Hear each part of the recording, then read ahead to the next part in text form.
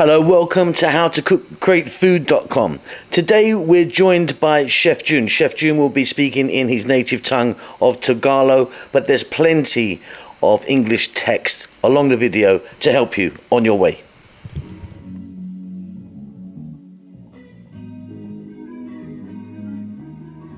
Welcome po sa howtocookgreatfilipino.com. Ngayon po, magluluto naman ako ng hototay or hototay soup. Ito po ang ating mga ingredients. Meron po ako rito na cooked chicken. Gamit ko po siya yung breast. Pinakuluan ko na siya sa paminta. Tsaka nilagyan ko ng konting carrots para sa lasa niya. Pero yung pinagpakuluan, huwag nyo pong lalagyan ng asin. Kasi po, gagamit tayo ng asin dito. Tsaka fish sauce. So, start ulit tayo. Cooked breast chicken. Meron tayo rito nga baboy.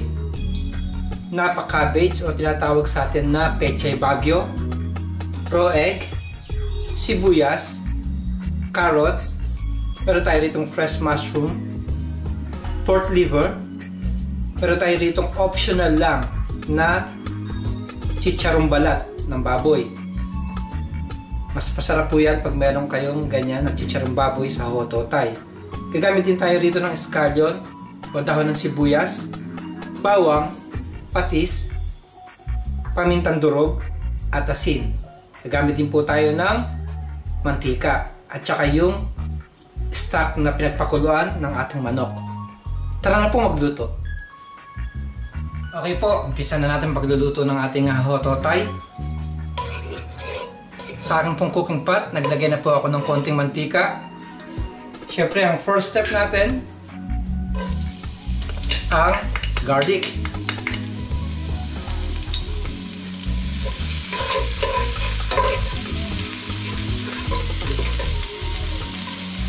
Ngayon po, isusunod na rin natin yung ating sibuyas.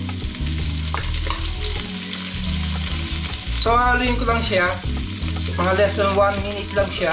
Pag naluto na yung sibuyas, isusunod na natin yung ating baboy. So, ayan po, medyo luto na yung ating sibuyas. Siyempre, isusunod na natin yung ating baboy. Haluin lang natin. So, i-continuous ko lang yung paghahalo nito. Mga 5 minutes. Pagka medyo nag-light brown yung ating baboy, isusunod na natin yung atay. So, ayan po, makikita ninyo, medyo light brown na po yung ating baboy. So, ang susunod natin gagawin, lalagyan natin yung pork liver. Haluin lang natin.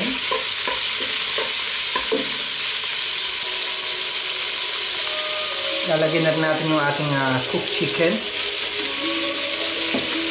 Kagaya ng sinabi ko, yung pati po ng breast ang ginamit ko rito. So, keep stirring lang po siya.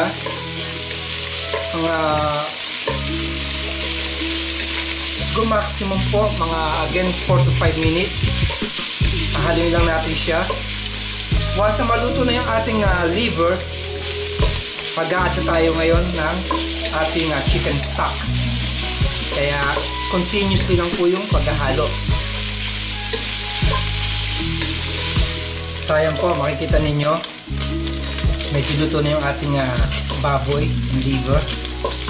Pero hindi pa siya totally cooked. Halfway pa lang po tayo. Gagawin po natin, susunod, yung pinagpakuluan ng manok or chicken stock. Lagyan natin siya.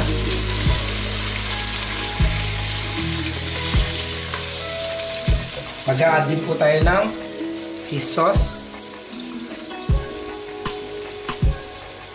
paminta at asin. So, cover ko siya. Maximum 8 minutes lang po. Kailangan palambutin natin yung ating baboy tsaka atay. Kailangan kulong-kulo siya, luto siya. Tatakpan ko muna siya. Tapos ipapakita ko sa inyo yung susunod nating gagawin. Okay po. Buksan ko na.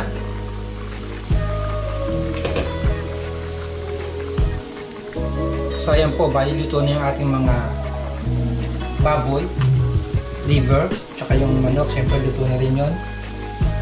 Maglalagay na tayo ngayon ng carrots, tsaka ang ating fresh mushroom. So mangyari lang, lulutuin natin yung mushroom tsaka yung carrots mga 4 to 5 minutes. Once na lumambot na siya, lastly, ilalagay na natin yung ating napa cabbage. So takpan ko siya ulit.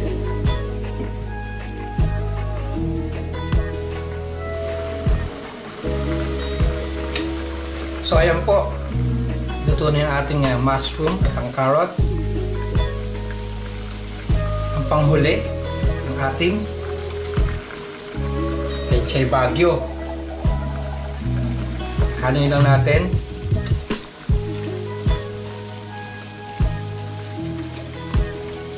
Lulutuin lang natin yung ating napa cabbage ng mga 2 minutes.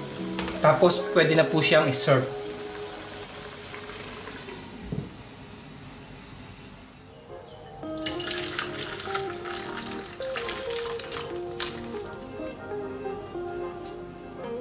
So ayan po, makikita nyo na ito na yung ating finished product ng ating hototay. Naglagay lang po ako ng konting garnish ng ating pechay Baguio. So, ang gagawin natin, medyo ilulubog ko lang siya para ilagay ko yung itlog. So ito na po yung ating raw egg. Make sure po, pagka maglalagay kayo ng itlog, isalin nyo muna sa isang maliit na bowl o lalagyan para maamoy nyo po kung bulok po o sira yung ating itlog. Dahil pag nag-crack kayo directly, tapos sira yung itlog nyo, pati yung inyong dish, hindi nyo na makakain. Ilalagay natin ngayon yung itlog. Ngayon, kagaya na sinabi ko kanina, chicharong baboy. Magpapasarap din po yan sa hototay. Pero kung wala po kayong chicharong baboy, okay lang.